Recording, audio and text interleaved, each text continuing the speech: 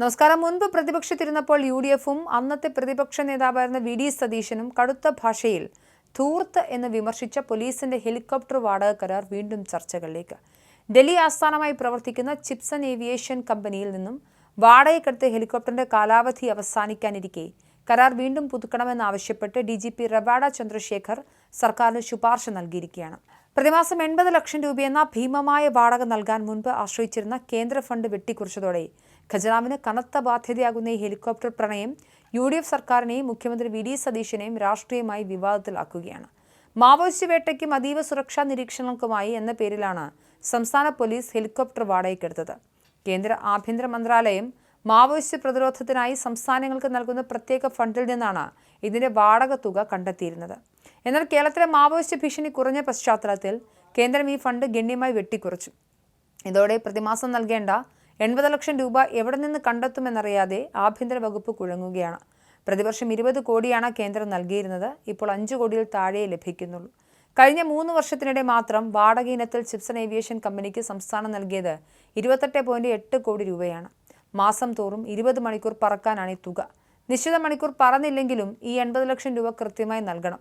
പല മാസങ്ങളിൽ ഹെലികോപ്റ്റർ വെറുതെ കിടന്നിട്ടും കോടികൾ കമ്പനിയുടെ അക്കൗണ്ടിലേക്ക് ഒഴുക്കേണ്ടി വന്നു എന്നതാണ് യാഥാർത്ഥ്യം. 3 വർഷത്തെ കരാർ കാലാവധിയാണ് ഓഗസ്റ്റിൽ കഴിയുന്നത്.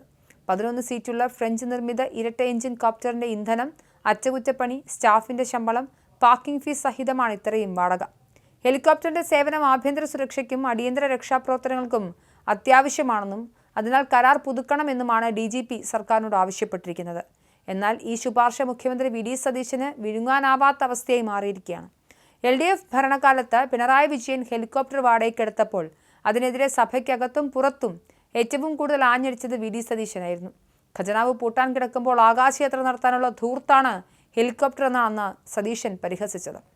ഇപ്പോൾ അധികാരം കൈകളിൽ എത്തിയപ്പോൾ അതേ ഹെലികോപ്റ്ററിന്റെ കരാർ നീട്ടാൻ സ്വന്തം പോലീസ് മേധാവി ശുപാർശ ചെയ്യുമ്പോൾ മുഖ്യമന്ത്രി എന്ത് നിലപാടെടുക്കുമെന്നാണ് രാഷ്ട്രീയ കേന്ദ്രങ്ങൾ ഉറ്റുനോക്കുന്നത്. പ്രതിപക്ഷത്തിരുന്നപ്പോൾ പറഞ്ഞ ധൂർത്ത് എന്ന വിമർശനം വിഴുങ്ങി സതീശൻ കരാറിന് അനുമതി നൽകുമോ അതോ സാമ്പത്തിക പ്രതിസന്ധി ചൂണ്ടിക്കാട്ടി ഹെലികോപ്റ്റർ ഒഴിവാക്കുമോ? ഇതെന്തായാലും കണ്ടറിയേണ്ടതാണ്. കേന്ദ്ര ഫണ്ട് നിലച്ച സാഹചര്യത്തിൽ ഈ ഭീമമായ തുക സംസ്ഥാന ഖജനാവിൽ നിന്ന് തന്നെ നേരിട്ട് നൽകേണ്ടി വരും.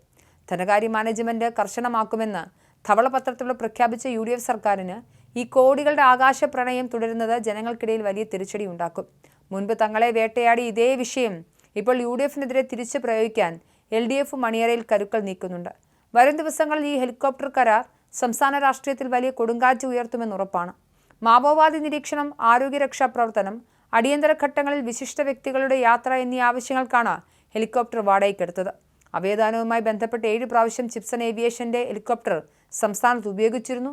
എന്തായാലും ഇത്തവണ VD സതീശൻ ഈ കരാർ പുതുക്കാൻ അനുമതി നൽകുമോ എന്നതാണ് കണ്ടറിയേണ്ടത്. മുൻപ് വിമർശിച്ചിരുന്ന ഒരു വിഷയം തന്റെ മുന്നിലേക്ക് വരുമ്പോൾ മുഖ്യമന്ത്രി ആയിരിക്കും അദ്ദേഹം എന്ത് നിലപാടെടുക്കുമെന്ന കാര്യം ആകാംക്ഷയോടെയാണ് എല്ലാവരും വീക്ഷിക്കുന്നത്.